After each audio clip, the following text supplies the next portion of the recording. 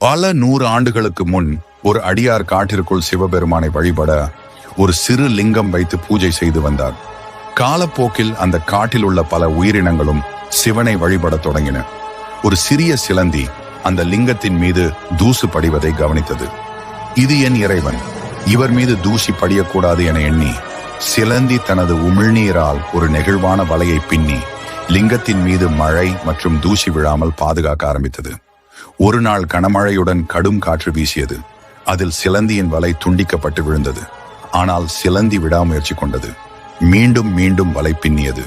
இறுதியாக மிகப்பெரிய இடியுடன் ஒரு மின்னல் அதில் விழுந்தது. சிலந்தியும் அதனுடன் கருகி போனது.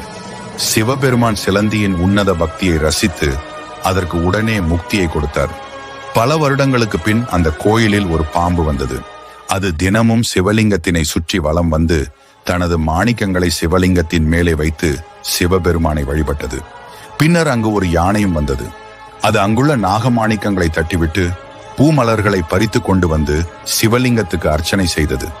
மேலும் அருகில் உள்ள நதியிலிருந்து தன் தும்பிக்கையால் நீரை உறிஞ்சி சிவலிங்கத்திற்கு அபிஷேகம் செய்தது.